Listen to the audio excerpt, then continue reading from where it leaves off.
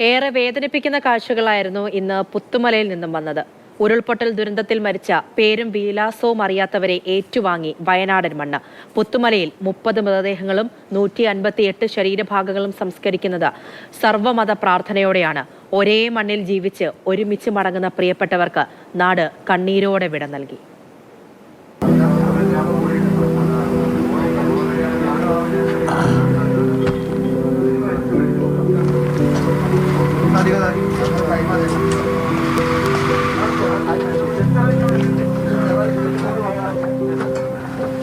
ഒരുമയോടെ കഴിഞ്ഞവർക്ക് ഒന്നിച്ച് മടക്കം.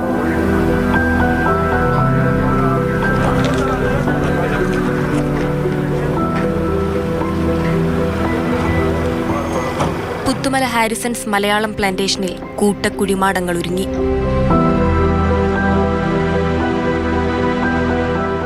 മൃതദേഹങ്ങളും ശരീരഭാഗങ്ങളും വഹിച്ചുകൊണ്ടുള്ള ആംബുലൻസുകൾ കുഴിമാടങ്ങൾക്കരികിലേക്കെത്തി.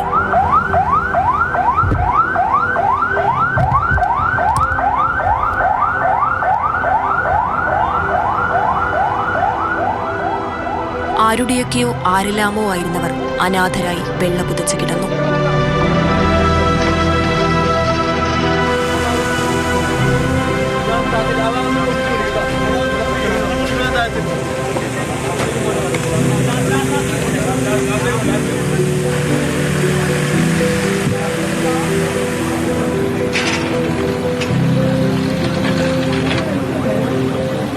തിരിച്ചറിയപ്പെടാതെ പോയവരിൽ തങ്ങളുടെ പ്രിയപ്പെട്ടവരുണ്ടോ എന്ന് തിരഞ്ഞ് ആശങ്കയോടെ ഉരുൾ അവശേഷിപ്പിച്ച ജീവനുകൾ പുത്തുമലയിലെത്തി.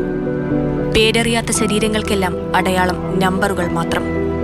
മനുഷ്യർ തമ്മിലുള്ള അതിരുകൾ മായ്ക്കപ്പെട്ട സർവമത പ്രാർത്ഥനയോടെ 64 സെന്റിൽ മണ്ണ് കാർന്നെടുത്ത ജീവനുകൾ വീണ്ടും മണ്ണിലേക്ക് തന്നെ മടങ്ങി. സന്തോഷപൂർവ്വം നിന്നെ പാടിപ്പുകഴ്ത്തുവാൻ വേണ്ടി നിന്റെ അനുഗ്രഹത്തിന്റെ ജലത്താൽ ഈ ആത്മാവിന്റെ കരകൾ കഴുകി വിശുദ്ധീകരിക്കണമേ. ദൈവമേ നിന്റെ കാരുണ്യം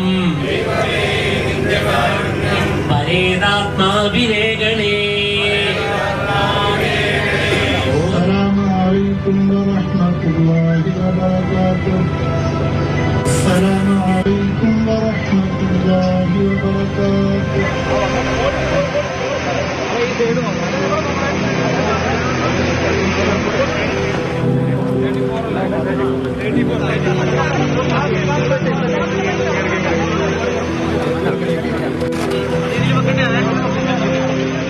ഇവർക്ക് ഓരോരുത്തർക്കുമുള്ള മേൽവിലാസം DNA സാമ്പിളുകൾ മാത്രം.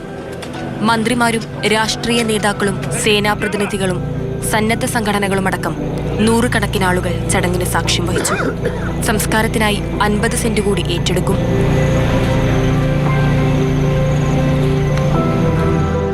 ഞങ്ങൾ ശ്രമിക്കുന്നത് ഈ 50 സെന്റ് സ്ഥലം കൂടി നടപ്പിൽ വരുത്തി അത് പൂർണ്ണമായിട്ടും ഇന്ന് തന്നെ പൂർത്തീകരിക്കണം എന്നാണ്. അതിൻ്റെ സമയക്രമം അനുസരിച്ച് ആ കാര്യങ്ങൾ നിർവഹിക്കും. അതിനുവേണ്ടി മാത്രമായി ഒരു നോഡൽ ഓഫീസറെയും IAS നോഡൽ ഓഫീസറെയും അവർക്ക് ആവശ്യമായിട്ടുള്ള സംവിധാനങ്ങളെയും ഉദ്യോഗസ്ഥന്മാരെയും കൊടുത്തിട്ടുണ്ട്. DNA പരിശോധനയുടെ ഫലം വന്നാൽ മറവു ചെയ്ത മൃതദേഹങ്ങൾക്ക് മേൽവിലാസം ഉണ്ടായേക്കാം.